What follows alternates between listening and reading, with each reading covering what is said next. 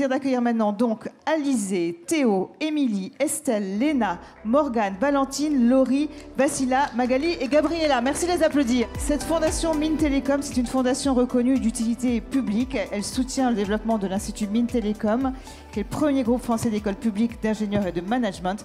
Elle comprend donc 8 écoles avec des missions de formation, de recherche et d'innovation. Elle rassemble plus de 280 entreprises mécènes et 4000 donateurs particuliers qui s'engagent à soutenir des projets à fort impact technologique, industriel, sociétaux, sur le numérique, sur l'énergie, l'industrie. Tout cela donc en faveur des étudiants et des étudiantes, des actions de solidarité également. Et alors, il y a un programme qui a été lancé en 2022, il s'appelle le programme Ambassadrice. Il a été lancé donc par l'Institut Mines Télécom et la Fondation Mines Télécom. C'est un programme complètement intergénérationnel, donc il veut contribuer à augmenter, évidemment c'est notre sujet d'aujourd'hui, le nombre de femmes, de jeunes femmes qui entreprennent des études qui vont mener au métier d'ingénieur.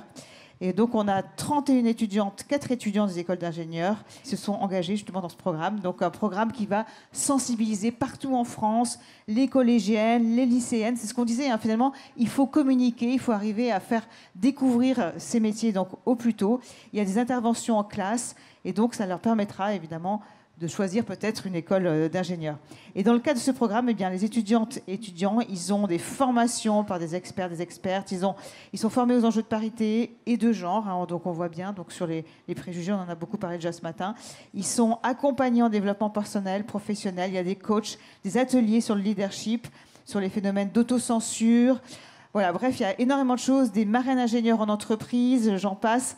Et donc, vraiment, l'objectif, c'est de se créer un réseau de femmes ingénieurs en entreprise. Alors, ce programme, il a un coût. Et c'est pour ça que notre session, elle s'appelle « Qu'est-ce que je fais ?» donc maintenant, avec 60 000 €, puisque c'est le coût du programme. Hein. Il est soutenu grâce au mécénat de BNP Paribas, d'Orange, Dassault Systèmes, Sopra Steria et la fondation Groupe RATP. Alors, pour commencer, je vais leur donner la parole, hein, parce que j'ai beaucoup parlé, mais c'était important que je vous donne toutes ces informations, que je présente effectivement donc l'école et les programmes. Pour commencer, on va vous entendre toutes et tous sur quelques lieux communs. Et ce sont des phrases, des mots qui ont vraiment été dits. Ce n'est pas des choses que vous avez imaginées en vous réunissant, hein, c'est vraiment des choses dites. Et c'est pour ça que c'est encore plus terrible, parce qu'on se dit vraiment, on a pu, enfin vous avez entendu ça. Alors, allez-y, on vous écoute. Non, ma chérie, les boîtes à outils, c'est pour les garçons. Pourquoi une jolie fille comme toi veut être scientifique? Il faut pas confondre physique et physique. Tu es trop ambitieuse. Tu ne vas jamais réussir dans une filière scientifique. Le cerveau des filles est moins performant que celui des garçons pour visualiser les objets dans l'espace. C'est pas méchant, c'est juste scientifiquement prouvé. Voilà, hein, et on nous a dit tout à l'heure que c'était pas vrai. Hein. Tu as toujours des bonnes notes aux oraux parce que les examinateurs sont des hommes et tu flirtes avec eux. Ça, c'est terrible de se dire que c'est une phrase vraie. Non, mais si tu as été prise dans cette école, c'est juste parce que t'es le quota fille. Le quota fille, oui. Les études t'épuisent. Pourquoi ne pas tout arrêter et te trouver un mari plutôt? Carrément, hein, à notre époque. Avec un physique comme ça, on t'accepte partout. Femme à responsabilité, c'est femme sans cœur. Voilà, merci. On peut les applaudir hein, pour toutes ces phrases. Alors, donc, Alizé et Théo, vous allez nous parler donc de ce programme. Mais avant, alors, donc, une réaction par rapport à toutes ces phrases. Oui. Ces phrases résonnent encore dans la pièce parce que ce sont des phrases que nous avons toutes entendues tout au long de notre vie et qui représentent un discours qu'on nous a martelé, parfois de façon insinueuse, parfois de façon claire et catégorique. Et je voudrais remercier toutes ces étudiantes qui, malgré ces discours, sont tout de même devenues ingénieures. Bravo, effectivement. Malgré tous ces mots, hein, toutes ces phrases entendues, dites, eh bien, on peut les applaudir. Hein. Vraiment, merci beaucoup.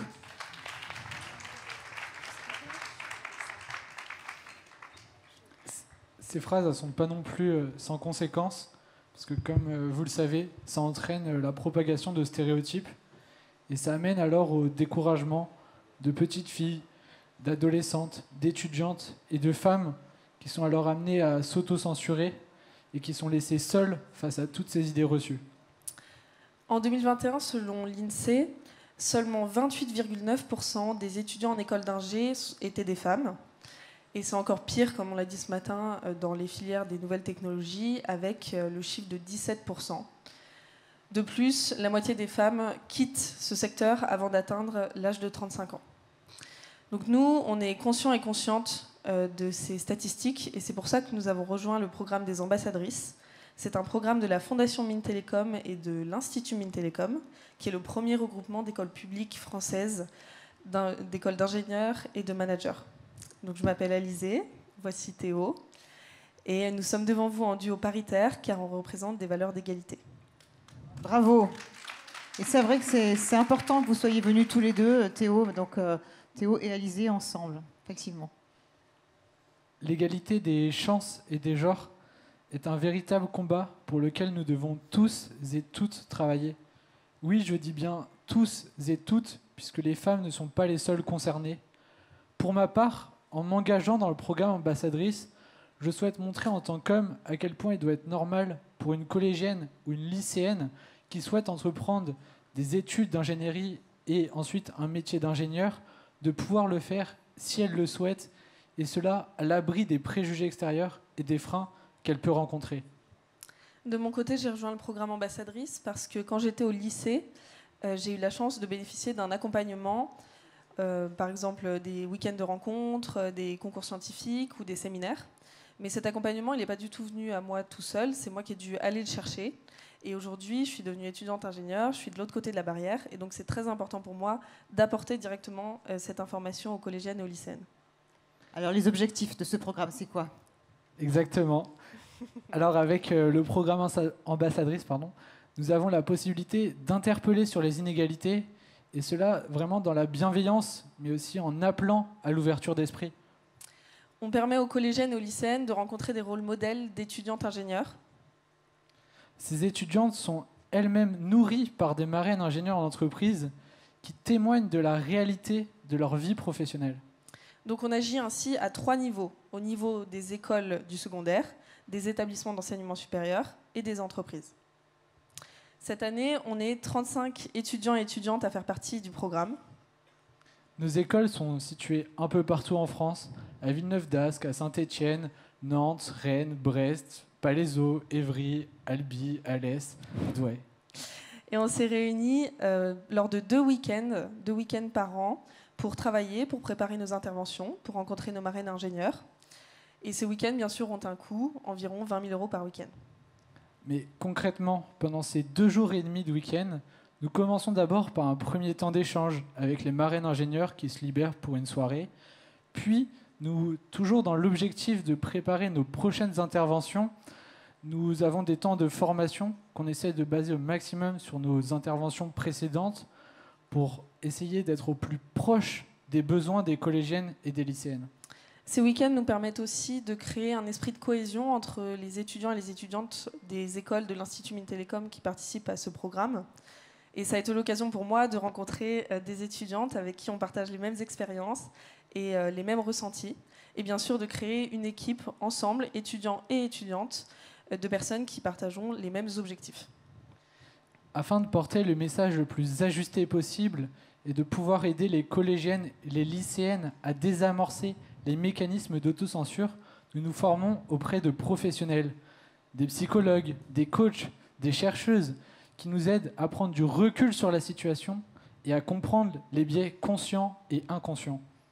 Oui, donc concrètement, on a bénéficié de formations sur les stéréotypes, par exemple, et les phrases que vous avez entendues tout à l'heure avant notre discours étaient des phrases directement issues de témoignages réels apportés par les étudiantes durant ces formations. On a aussi été formés au problème des biais dans les réseaux sociaux et dans les nouvelles technologies de manière générale, puisque, comme on l'a dit tout à l'heure, l'intelligence artificielle a tendance à représenter l'archétype de l'ingénieur par un homme.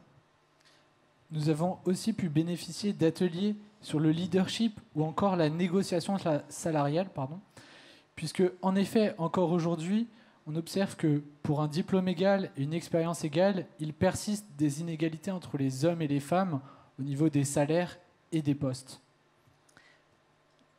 À titre d'information, l'ensemble de ces formations représente un investissement de 10 000 € par an pour la Fondation Mines Télécom.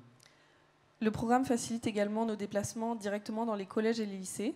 Et ils sont très nombreux parce que c'est important pour nous d'intervenir partout en France, à la fois dans les petits villages comme dans les grandes villes, pour toucher un public très divers. Nous faisons la promotion des écoles d'ingénieurs et de leurs études en informant les collégiennes et les lycéennes sur d'abord les voies d'accès, les débouchés, les aides, mais aussi les initiatives similaires à la nôtre qui peuvent les aider à s'orienter.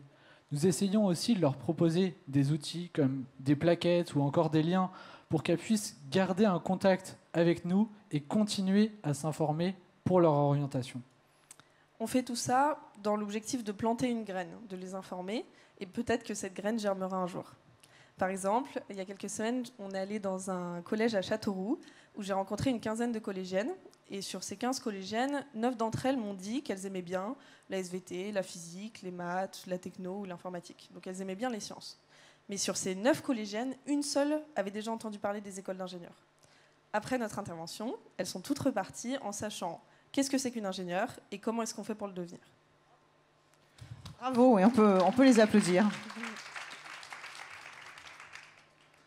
Maintenant, nous aimerions porter des remerciements d'abord aux entreprises qui nous marrainent, aux écoles de l'IMT qui nous soutiennent et aux étudiants et étudiantes qui sont engagés dans ce programme ambassadrice. On souhaite aussi remercier les représentants locaux qui nous permettent d'accéder aux écoles, les directeurs, les CPE, les professeurs qui nous accueillent dans leurs établissements et bien sûr les collégiennes et les lycéennes pour leur enthousiasme. Merci. Merci beaucoup à tous les deux. Vous avez fini ou une phrase de conclusion? Alors, si je devais conclure par quelque chose, ce serait Alizé, tu fais quoi avec 60 000 € toi? J'essaye de changer le monde.